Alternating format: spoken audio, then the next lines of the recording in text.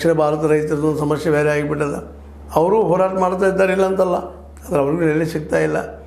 ಯಾವ ಕಾಂಗ್ರೆಸ್ ಇವತ್ತು ನಮ್ಮ ಮಲ್ಲಿಕಾರ್ಜುನ ಖರ್ಗೆ ಅವರು ಹೇಳ್ತಾ ಇದ್ದಾರೆ, ಎಲ್ಲ ಒಂದಾದರೂ ಇವರೆಲ್ಲ ಅನ್ನದಾತರ ವಿರೋಧಿಗಳು ಅಂತೇಳಿ. ಆಯಿತು, ಕರ್ನಾಟಕದಲ್ಲಿ ಆದರೂ ನೀವು ಅದನ್ನು ಅನ್ನದಾತರ ಪರ ಅನ್ನುವಂಥ ಒಂದು ಡಿಸಿಷನ್ ತೊಗೊಂಡು ಮಾರ್ಕೆಟ್ ಅವ್ರಿಗೆ ಯಾಕೆ ಕೊಡಬಾರ್ದಾಗಿತ್ತು ನೀವು ಅನ್ನೋದೊಂದು ಪ್ರಶ್ನೆ ಇಲ್ಲೂ ಕಾಡ್ತಾ ಇದೆ ಅಂತ. ಯಾವ ಪಕ್ಷ ಇವತ್ತು ರೈತರ ಪರಪ್ಪ ನಾವು ಹೇಳ್ಕೊಳ್ಳಿಕ್ಕೆ ಪ್ರಯತ್ನ ಮಾಡ್ತದೆ. ಕಾಂಗ್ರೆಸ್ ಇದ್ದು ಒಂದು ಕಾಲಕ್ಕೆ ಇದು ರೈತರ ವಿರೋಧವಾದ ಕೆಲಸ ಮಾಡಿದ್ದನ್ನು ನಾವು ಗಮನಿಸಿದ್ದೀವಿ.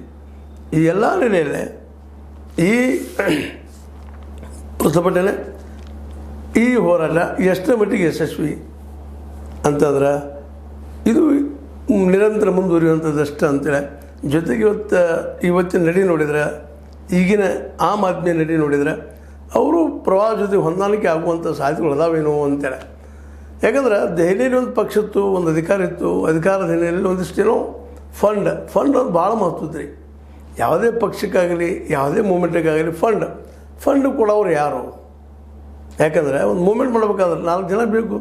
4 ಜನ ಬೇಕಂದ್ರೆ 4 ರೂಪಾಯಿ ಖರ್ಚು ಆಗೇ ಬೇಕಾಗ್ತದೆ. ಅದು ಆ ದುಡ್ಡು 4 ರೂಪಾಯಿ ಸಿಗಲಿಲ್ಲ ಅಂದ್ರೆ ನಿಮ್ಮ ಮೂಮೆಂಟಿಗೆ ಬರೋರು ಯಾರ? ಹೀಗಾಗಿ ಇವೆಲ್ಲ ಮೂಮೆಂಟ್ಗಳು ಇವತ್ತು ಅಷ್ಟರಲ್ಲಿ ಫೇಲ್ಯೂರ್ ಆಗಲಿಕ್ಕಿದ್ದಾವೆ. ಯಾಕಂದ್ರೆ ಸರ್ಕಾರ ಅಂತೆ ಅವುಗಳನ್ನ ಬೆಂಬಲಿಸೋದಿಲ್ಲ ಹೋರಾಟಗಳನ್ನು. ಸಾರ್ವಜನಿಕರು ಇವತ್ತು ದುಡಿಲಾರದೆ ಇದ್ದರೆ ಅವತ್ತು ಮನೆ ನಡೆಯೋದಿಲ್ಲ, ಅವ್ರ ಕುಟುಂಬ ನಡೆಯಲಾರ ಪರಿಸ್ಥಿತಿ ಐತಿ.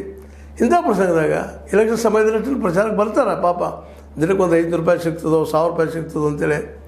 ಆದರೆ ಎಲೆಕ್ಷನ್ ಮುಗಿದ ಮೇಲೆ ಯಾರೂ ಇಲ್ಲ, ಯಾವುದಕ್ಕೂ ಬರೋದಿಲ್ಲ. ದುಡ್ಡು ಕೊಟ್ಟರೆ ಬರ್ತಾರೆ, ಜಯಕಾರ ಹಾಕ್ತಾರೆ, ಹೋಗಿಬಿಡ್ತಾರೆ. ಈ ಹಂತಕ್ಕೆ ಇವತ್ತು ನಮ್ಮ ಮೂಮೆಂಟ್ಗಳು ಬಂದಿದ್ದಾವೆ. ಆ ನೆಲೆಯಲ್ಲಿ ರೈತ ಮುಖಂಡರಿದ್ದಂಥವರ ಏನಪ್ಪ ಅಂದರೆ ಎಚ್ಚರಿಕೆ ಕೊಡೋದು ಅಷ್ಟಾಗಿದೆ ಈಗ.